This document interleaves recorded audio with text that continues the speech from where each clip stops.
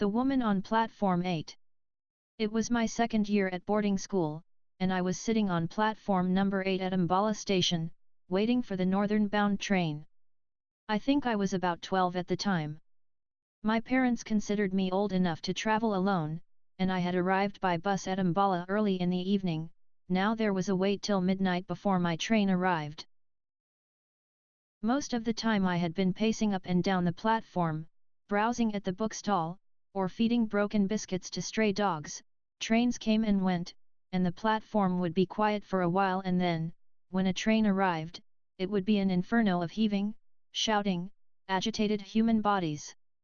As the carriage doors opened, a tide of people would sweep down upon the nervous little ticket collector at the gate, and every time this happened I would be caught in the rush and swept outside the station. Now tired of this game and of ambling about the platform, I sat down on my suitcase and gazed dismally across the railway tracks. Trolleys rolled past me, and I was conscious of the cries of the various vendors, the men who sold curds and lemon, the sweetmeat seller, the newspaper boy, but I had lost interest in all that went on along the busy platform, and continued to stare across the railway tracks, feeling bored and a little lonely. "Are you all alone, my son?" asked a soft voice close behind me. I looked up and saw a woman standing near me. She was leaning over, and I saw a pale face, and dark kind eyes. She wore no jewels, and was dressed very simply in a white sari. "Yes, I am going to school," I said, and stood up respectfully. She seemed poor, but there was a dignity about her that commanded respect. "I have been watching you for some time," she said. "Didn't your parents come to see you off?" "I don't live here," I said. "I had to change trains. Anyway, I can travel alone." "I am sure you can," she said, and I liked her for saying that, and I also liked her for the simplicity of her dress, and for her deep, soft voice and the serenity of her face. "Tell me, what is your name?" she asked. "Aaron," I said. "And how long do you have to wait for your train?" "About an hour, I think. It comes at 12 o'clock. Then come with me and have something to eat." I was going to refuse, out of shyness and suspicion, but she took me by the hand, and then I felt it would be silly to pull my hand away. She told a coolie to look after my suitcase, and then she led me away down the platform. Her hand was gentle, and she held mine neither too firmly nor too lightly. I looked up at her again. She was not young. And she was not old. She must have been over 30, but, had she been 50, I think she would have looked much the same. She took me into the station dining room, ordered tea and samosas and jalebis, and at once I began to thaw and take a new interest in this kind woman. The strange encounter had little effect on my appetite. I was a hungry schoolboy, and I ate as much as I could in as polite a manner as possible. She took obvious pleasure in watching me eat, and I think it was the food that strengthened the bond between us and cemented our friendship, for under the influence of the tea and sweets I began to talk quite freely, and told her about my school, my friends, my likes and dislikes. She questioned me quietly from time to time, but preferred listening. She drew me out very well, and I had soon forgotten that we were strangers. But she did not ask me about my family or where I lived, and I did not ask her where she lived. I accepted her for what she had been to me, a quiet, kind, and gentle woman who gave sweets to a lonely boy on a railway platform. After about half an hour we left the dining room and began walking back along the platform. An engine was shunting up and down beside platform number 8, and as it approached, a boy leapt off the platform and ran across the rails, taking a shortcut to the next platform.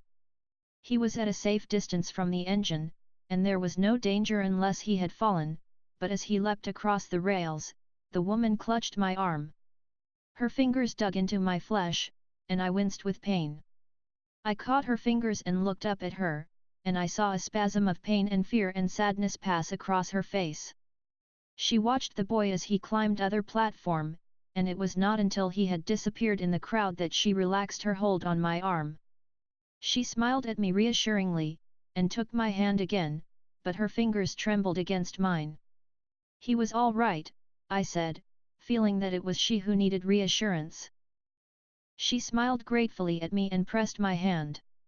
We walked together in silence until we reached the place where I had left my suitcase. One of my schoolfellows, Satish, a boy of about my age, had turned up with his mother. "Hello, Aaron," he called. "The train's coming in late, as usual. Did you know we have a new headmaster this year?" We shook hands, and then he turned to his mother and said, "This is Aaron, mother. He is one of my friends, and the best bowler in the class."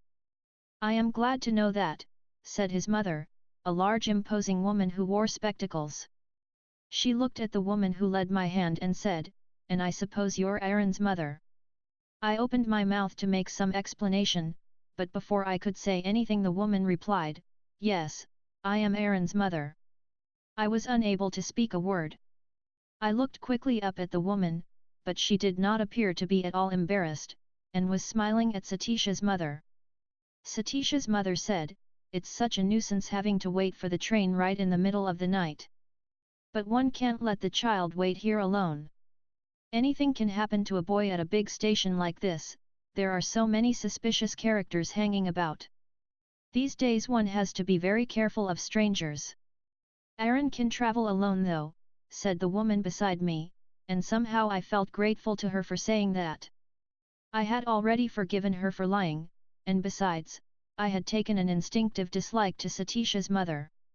"Well, be very careful, Aaron," said Satish's mother looking sternly at me through her spectacles. "Be very careful when your mother is not with you. And never talk to strangers." I looked from Satish's mother to the woman who had given me tea and sweets, and then back at Satish's mother. "I like strangers," I said. Satish's mother definitely staggered a little, as obviously she was not used to being contradicted by small boys. "There you are, you see. If you don't watch over them all the time, they'll walk straight into trouble.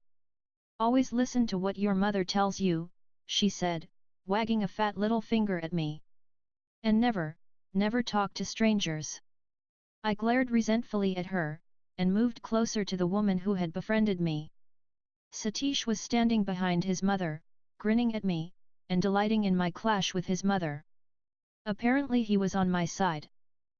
The station bell clanged, and the people who had till now been squatting resignedly on the platform began bustling about. "Here it comes," shouted Satish, as the engine whistle shrieked and the front lights played over the rails. The train moved slowly into the station, the engine hissing and sending out waves of steam. As it came to a stop, Satish jumped on the footboard of a lighted compartment and shouted, "Come on, Aaron, this one's empty," and I picked up my suitcase and made a dash for the open door. We placed ourselves at the open windows, and the two women stood outside on the platform, talking up to us. Satish's mother did most of the talking. "Now don't jump on and off moving trains, as you did just now," she said. "And don't stick your heads out of the windows, and don't eat any rubbish on the way." She allowed me to share the benefit of her advice, as she probably didn't think my mother a very capable person. She handed Satish a bag of fruit, a cricket bat and a big box of chocolates, and told him to share the food with me. Then she stood back from the window to watch how my mother behaved. I was smarting under the patronizing tone of Satish's mother, who obviously thought mine a very poor family, and I did not intend giving the other woman away. I let her take my hand in hers, but I could think of nothing to say. I was conscious of Satish's mother staring at us with hard, beady eyes, and I found myself hating her with a firm, unreasoning hate. The guard walked up the platform, blowing his whistle for the train to leave.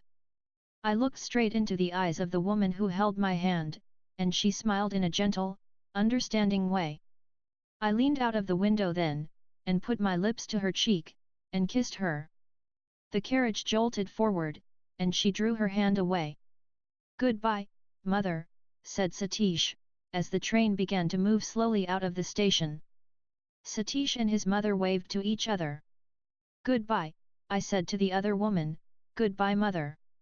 I didn't wave or shout, but sat still in front of the window, gazing at the woman on the platform.